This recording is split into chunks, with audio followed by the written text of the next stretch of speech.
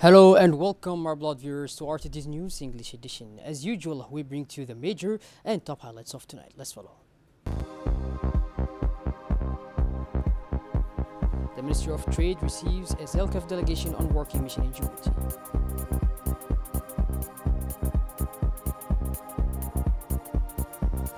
And on the international scene, Canada announces its intention to recognize the Palestinian state in the Middle East.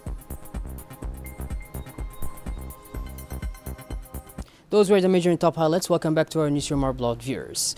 The President of the Republic, His Excellency Mr. Ismail Omar Guelleh, extended his wishes for success and prosperity to His Majesty Mr. Mohammed VI, whose country is currently celebrating its National Day. The people and the government of Djibouti join me in wishing continued well-being, progress and prosperity to the brotherly Moroccan nation, wrote President Guelleh in the telegram sent on this occasion to the King of Morocco. We feel even more connected to the celebration of your National Day as our two countries continue to deepen their exchange, solidarity and fraternity, the head of state also noted in the message. Rest assured, Your Majesty, that the Republic of Djibouti will always work to strengthen the privileged ties between our two nations, added His Excellency Mr. Ismail Omar Guelleh, reiterating his warm congratulations to the King and to the brotherly Moroccan people. A new fund aid distribution took place in the nomadic area and in total 1,000 vulnerable families are targeted by this third phase of distribution in Ali Sibeh. This distribution ceremony was attended by Mrs. Ferdowsa Hassan Ibrahim, representative of the Ministry of Social Affairs and Solidarity in Ali Sibeh, along with regional officials who came to show their solidarity and commitment to the affected population.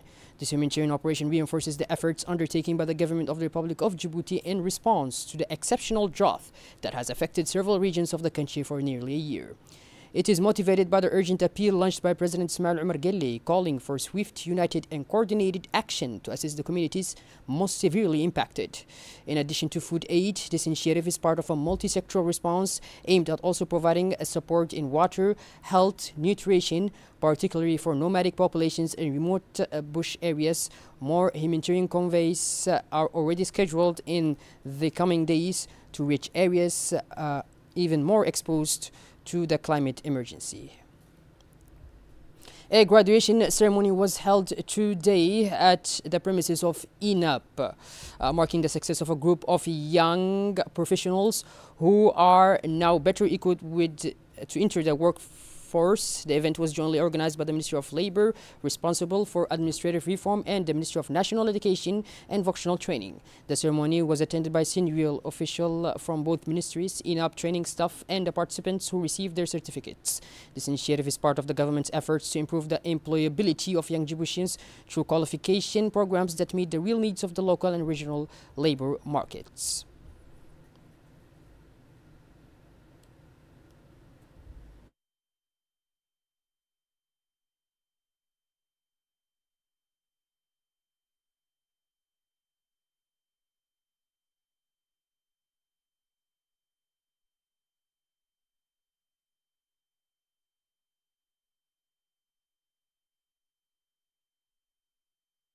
Commerce and Tourism received today the members of the Bureau of the Intellectual Property Rights Committee of the African Continental Free Trade Area, led by Mr. Ahmed Tariq Fawzi, chair of the Bureau, as well as Mr. Desiree Lumo, head of the IPR division, accompanied by Mr. Khalid Bukhari Muhammad, Mr. David, and Professor Merso. This courtesy visit comes at the end of the 7th and 8th meetings of the Intellectual Property Rights Committee held in Djibouti from July 22nd to the 1st of August 2025, marking an important milestone in ongoing work intellectual property at the continental level. The president of the Ports and Free Zones Authority, Mr. Obakar Umar Hadi, yesterday received at the Red Sea World an important delegation from the Intellectual Property Rights Committee Bureau of the African Community Free Trade Area, led by Mr. Ahmed Tariq Fawzi, chair of the Bureau, along with Mr. Desiree Lumo, head of the IPR division. Discussions focused on the importance of intellectual property rights in promoting innovation, protecting traditional knowledge, and improving the competitiveness of the African economies within the continental single market. The IPR committee delegation was accompanied by the Director of Foreign Trade, Mr. Omar Darar Musa. Mr. Abubakar Umar Hadi reaffirmed his commitment to actively support the mission and to promote inclusive and sustainable economic integration for the benefit of the African people.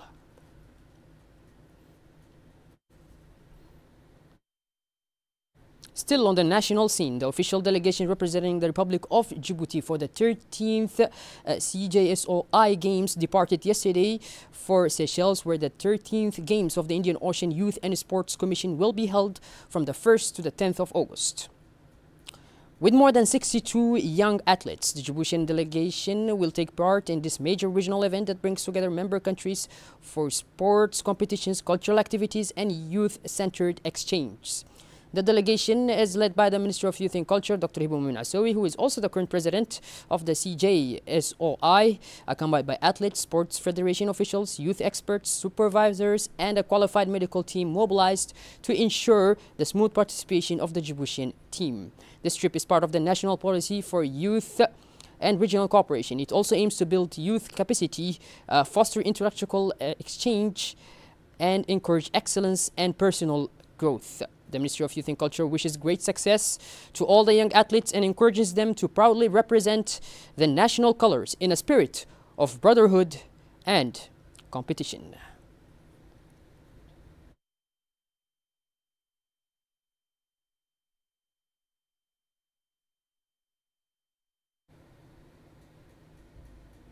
Djibouti's ambassador to India, the Republic of the Maldives, and the Democratic Socialist Republic of Sri Lanka, Mr. Isa Abdullah Asowi, presented the letters of credence on Tuesday, 29th of July 2025, to the President of the People's Republic of Bangladesh, Mr. Mohammed, as Djibouti's first ever ambassador into Bangladesh, residing in New Delhi, India. During this credentials presentation ceremony, President held a brief meeting with the Djiboutian ambassador, who conveyed the warm greetings of his counterpart and brother from the Republic of Djibouti, His Excellency Mr. Ismail Omar Guelleh. In this special meeting, the ambassador highlighted the privileged status of bilateral relations between the two countries and discussed common interests and cooperation opportunities, especially emphasizing the country's many production capabilities. The President of Bangladesh, for his part, expressed his willingness to strengthen existing cooperation between the two nations through active and intensive diplomacy for peace, security, shared prosperity, and development. The Global Conference on Artificial Intelligence for Enhanced Early Warning, held from 24 to 28 in Shanghai, China, took part. More than 300 participants, including meteorologists, climatologists, academic researchers, and others, all took part in the significant conference. The objective focused on sharing scientific advancements in AI with an emphasis on practical applications, exploring ethical and regulatory challenges of the use of AI, discussing the necessary regulatory framework, encouraging international partnerships and collaboration between countries and sectors to boost innovation and AI adoption.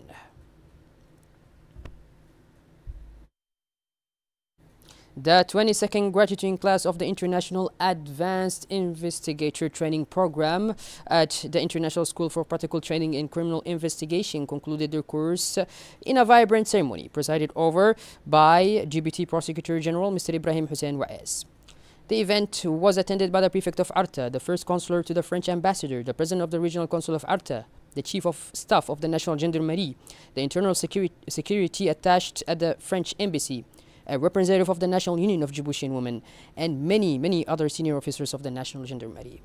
The 22nd class consisted of 15 participants from friendly countries, as well as Djibouti's own security forces, including the Gendarmerie, Police, and Coast Guard. They received diplomas, school badges, and gifts from officials.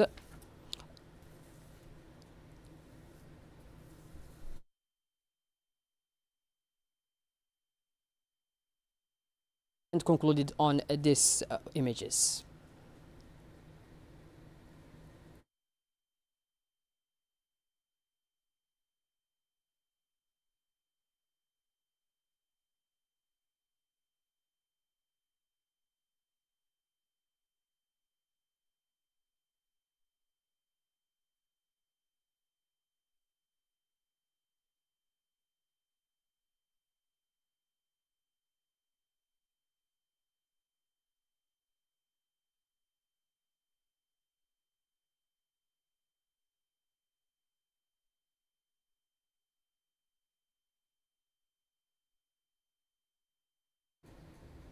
And last but not least, shifting gears towards the international scene to Gaza, where it's the day 664 of the war of examination in Gaza.